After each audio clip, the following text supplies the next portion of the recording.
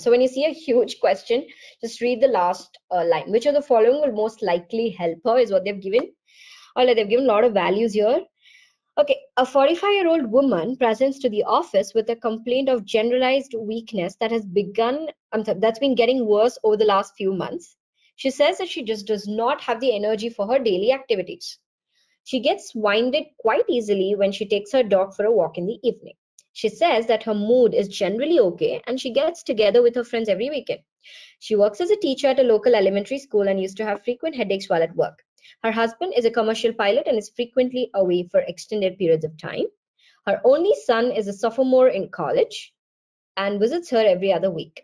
She has had issues in the past with hypertension, but her blood pressure is currently well controlled because she's compliant with her medication. Until here, it's completely to waste your time. Okay.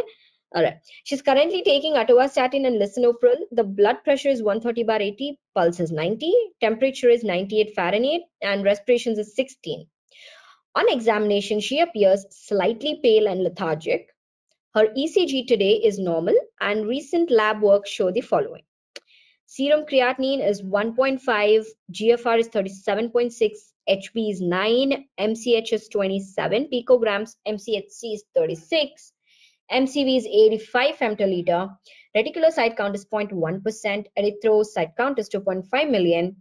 Serum iron profile has been given, where iron is 160 micrograms per DL, ferritin is 150 nanograms per ml, total iron binding capacity is 105 micrograms per DL, and serum vitamin B12 is 254 picograms per ml, folic acid is 18 nanograms per ml.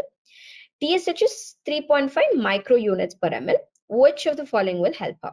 Now, when you see questions with lab values, you should not read the question.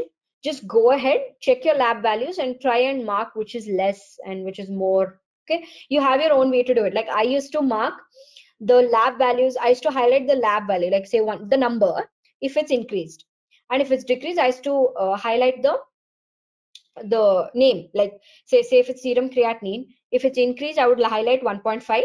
If it's decreased, I would highlight creatinine. In the step 1 exam, you have an option to highlight, right? So that's what I used to do. So that way you'll know what is increased and what is decreased when they give such huge amount of lab values. And they'll give it usually in a vertical format, not mixed up like this. So you don't have to worry about that. Now let's see why is this. So this patient clearly has CKD. Now how do we know that? Based on this, right? I'm sorry because this is not mentioned in the lab values. I'm extremely sorry about that.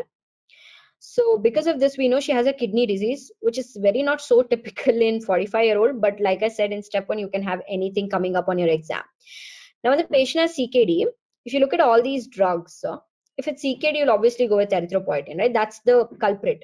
And also you saw that all your MCH, MCV, all the lab values are normal, especially your MCV. If you had iron deficiency, you would have lower MCV, and if you had B12, you would have higher MCV. So you'll rule out option A and option D easily. And her HB levels are 9. Where is it given?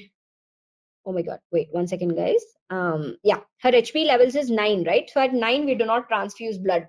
So E ruled out. Below 7 is when we start about thinking about transfusing blood, but otherwise we don't. So that's it. So you've ruled out and you're left with B and C. And since it's CKD, obviously the answer is erythropoietin. Correct? I'm sure all of you would have solved in that way itself. Let's go through the explanation quickly. This patient has CKD as evidenced by the elevated creatinine and low GFR. Okay. Now, it's not a full-blown renal failure and the patient does not require dialysis or renal transplant. Okay. All these are second and third line of treatment based on severity. But she has developed anemia secondary to CKD. A lot of patients with chronic kidney disease will never come with anuria or oliguria. They'll come with anemia. Okay. And it'll be like a simple, straightforward case. You'll think it's anemia. Let's give them iron, B12, folic, whatever.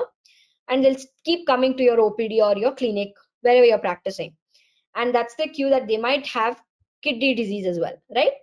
Now, we don't know. Patients present in a very different ways. Okay.